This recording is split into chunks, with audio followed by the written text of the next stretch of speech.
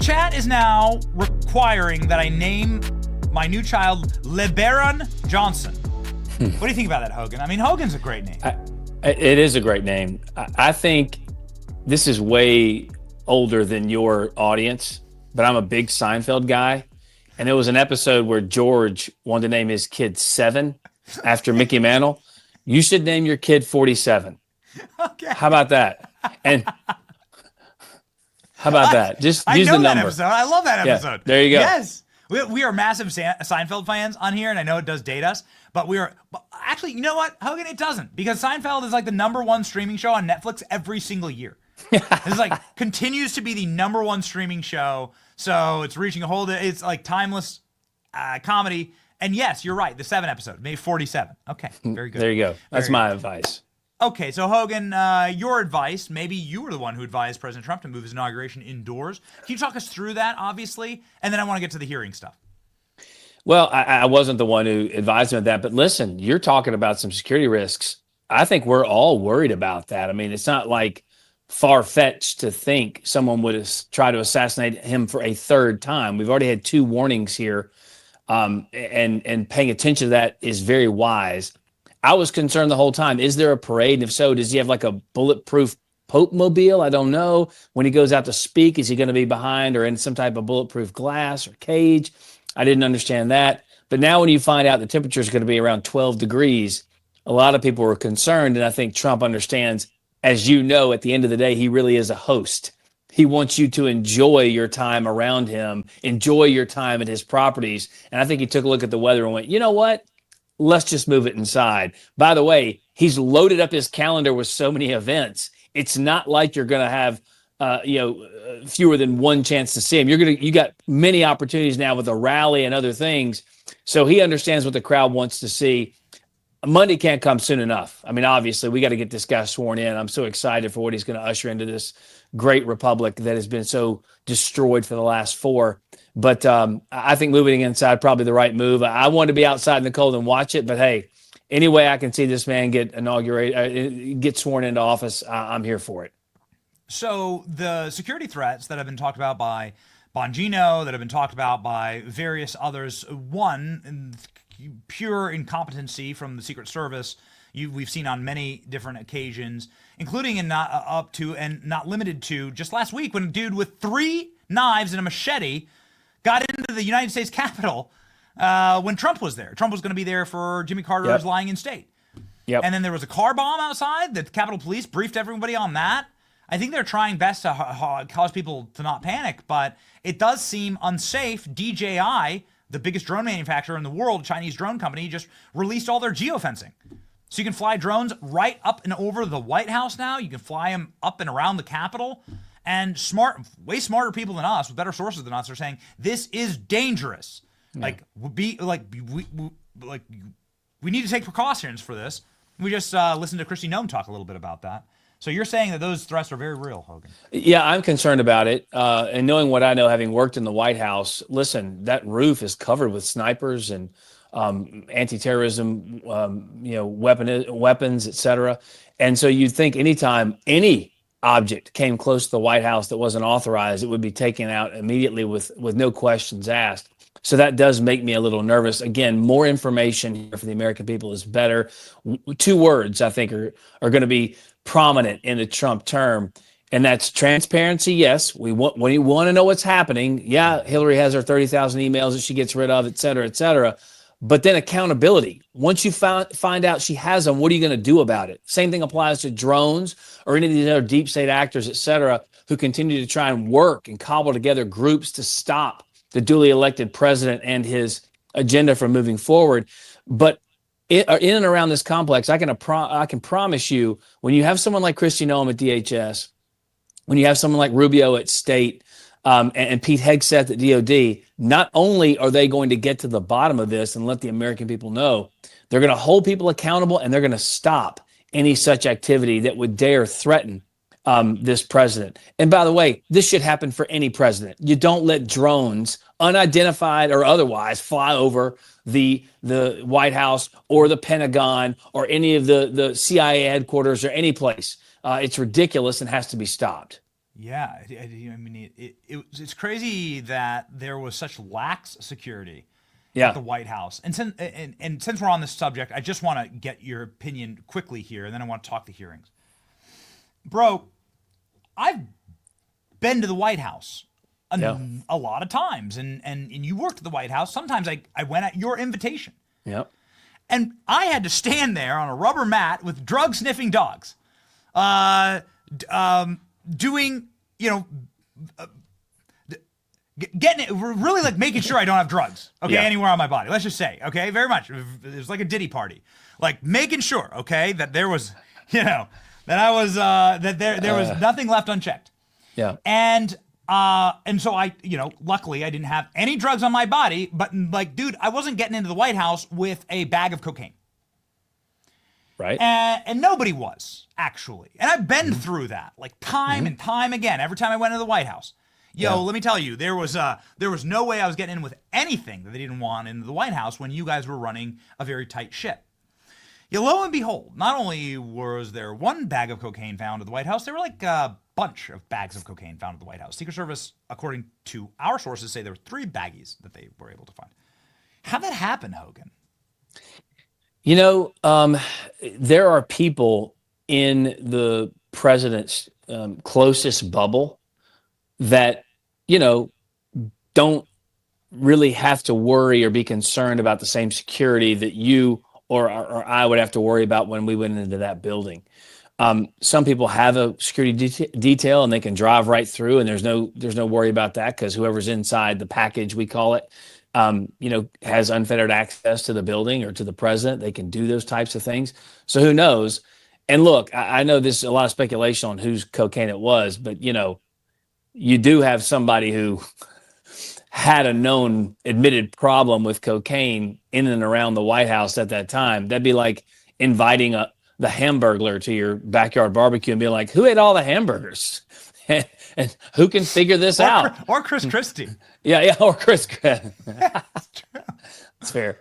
But, you know, this type of stuff is ridiculous. Now, in fairness, you getting in there was clearly a breach of security. I still don't know how you got in the building at all.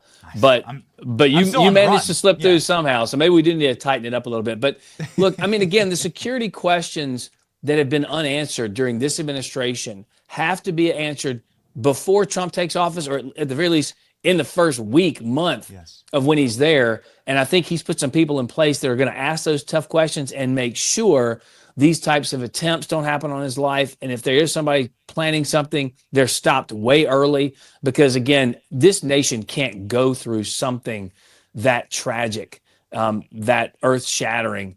And that starts and stops with strong security measures. And I think they've been lax for a long time, just resting on the fact that people don't think that would ever happen to us. But clearly with someone like Donald Trump, who missed death on television by a millimeter. And you know, I've talked to him about this many times. I'm sure you have too. If anybody understands millimeters, it's a golfer. He knows the difference between making a putt, missing a putt, you know, hitting it in the water, in the trap. He understands that because millimeters count. And when I told him that, you could see as the gears start turning. He was like, you know, I'd not thought of it that way. It was another little log on the fire for him to realize that God really had spared him in that moment. And, you know, I think it's taught him so much. He's coming back into this building, Benny, with the wisdom, the discernment, the knowledge of having done this before, and now knowing so much more about what the deep state was doing behind his back to try and imprison him and kick him off the ballot and go after his friends and his family and his colleagues and his coworkers. He's going to come to this with a level of freedom, I think, where he understands that people gave him a mandate. He's going to move quickly with the House and the Senate to get it accomplished, because, you know, that time is short, because people are going to start running for re-election in the House in 18 months. And that's going to stop things. So he's ready to move forward fast, and the American people deserve it after getting kicked in the teeth for the last 4 years. Yes, we hear that there's going to be some confirmation votes as soon as January 20th. Monday evening, I hear. Yeah, okay, fantastic. And you've been shepherding some of these nominees. Are you at liberty to tell us which ones and how everything's going? Can you give us like a roadmap here? I'm helping out with Linda McMahon and the the great SBA administrator from the first administration, and Christy Nome, governor of South Dakota, soon to be leading DHS. And of course, I have friends who are running for a lot of these other, or who are up for nomination for a lot of these other cabinet posts. And I've been talking to them too, just kind of giving my unsolicited advice whenever we talk. But we've got such a great group. I mean, the start of this, when you started with Pete Hegseth bringing the House, and then Pam Bondi brings the pain, like, can you imagine? I mean, the Democrats didn't know what to do, and they're still talking about the same stuff that got them beaten in the House and the Senate and at the White House level. And our folks, usually it's at just kind of DC decorum of, no, Senator, I will work with you on that. Yes, Senator, I understand that. Not with Pam Bondi saying, well, you know, that's what the Biden administration is, that they really went back and pushed back at senators. And I love that part of it. I thought it was great. Yeah, it's so different from the last round, because the last round, it was them getting just bullied and getting pushed around and no more by the left's narratives. Oh, Jeff Sessions, you once drank Smirnoff. You can't oversee Russiagate. And he says, oh, yeah, yes, thank you, Daddy. Can I have some more? It's like, it's so wonderful to see, actually, like some balls. It really is. Listen, take away the executive orders, change all the policies Trump did, okay? Whatever you want to do. Trump gave us something, I think, that is here to stay, and that is, he said it's okay to fight back. You don't have to take their narrative. You don't have to play their game. You don't have to listen to all the brilliant minds inside the Beltway. You can say, I think I'm going to fight this one. And you've seen that with these nominees, starting with Pete, as I said, did a great job, Pam, Lee Zeldin, Radcliffe, the rest of it. It's going to be an outstanding group of folks who not only have the knowledge and wisdom and the records to do these jobs really well, they also have something Donald Trump loves, and he did this on purpose. They're good on TV. So you can't mess with them in the ways that these senators are trying to mess with them and expect not to get a backslap across the face, which is exactly what's been happening in these hearings. Yeah. Adam Schiff, welcome to the Senate, pal. Yeah, no joke. This is why you were censured, you snake. What a clown. So there is one other hearing that hasn't been scheduled yet. It's Kash Patel. Yet you'd assume that it was Kash Patel in every one of these hearings, because the Democrats can't stop talking about him. Is Kash Patel in the room with us right now? And we'll show us on the doll where Kash Patel, hurt you. So he was getting like quite a few questions about Kash. When's that gonna happen? How do you think the Kash Patel hearings are going to go? I'm not sure. And Kash is a friend of mine, like he is of yours. They are prepping him hard, ready to get after it. And I think it's going to be one of the most contentious hearings of all. He knows the entity. He knows what these issues are that face Americans, because he's been in those rooms. He's been in those meetings. He's seen the paperwork. He's seen the documentation. And that terrifies the left. It terrifies the media, because their fiefdoms that they've built for decades in this town are all in danger of someone coming back and pulling back the curtain, or whatever cliche you want to use, and letting the American people see it. But remember those two words: transparency, but also accountability. Kash is going to hold people accountable. There's no enemies list. But if you have done the wrong thing, if you violated the law, it's time someone pay for that. And Kash has such a wealth and depth of knowledge about the post for which he's been nominated. And I'm telling you, that dude is going to be outstanding over at FBI. I can't wait for it. All right. So if we were going to have, who is going to get votes on January 20 to close us out here, Hogan? What can we expect? Hegseth, Secretary of State, Pam Bondi? I'm fairly certain, based on some rumblings around the Capitol, that Hegseth, Rubio, potentially Bondi and Nome, because they want the legal and the defense pieces put in place immediately. But as I understand it, with the rules that go on, Schumer's going to have to allow for more than just like two on day one. So there's some wrangling going on now, some pressure being put on the powers that be in the Senate to say, look, we got all kinds of threats floating around. We got drones. We got people coming across the border, killing our American citizens, et cetera, et cetera. We need some posts filled on day one. And hopefully that gets done. All right. Which are you excited to hear? The Village People? Is that who you're most excited about? I'm gonna hear Dierks Bentley. We got Carrie Underwood. We got some good ones, man. I'm excited. All right. I'm saying it's a party. Kid Rock, come on, man. Yeah, that's exactly right. Kid Rock going hard on Michelle Obama last night, being like, Saw that. yeah, being like, good for you. You know, that's exactly the attitude.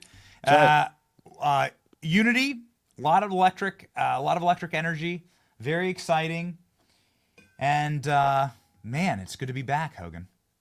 We are so back, Benny. This is going to be epic. And being a small part of the first administration was a blessing to me. And getting to watch him come back the way he did. He didn't just come back; he roared back. This was the most incredible thing I've ever seen in American politics, and I don't think it's ever going to be duplicated again. Nobody can do what Donald Trump did or has done, and no one can do what Donald Trump is about to accomplish either. I can't wait to see it. I think the country deserves it. We're waiting for it, and Monday cannot come soon enough. Ladies and gentlemen, J. Hogan Gidley. Go give him a follow on X. 77,000 Americans. Can't be wrong. We're on our way to 100,000 for Hogan. Thank you. Yes. And he's a man who's been fighting for President Trump for nigh on a decade at least now. Yep. And so right back into those well-worn boots. The great Hogan Gidley. Godspeed, sir. Thanks, Benny. Have a good one.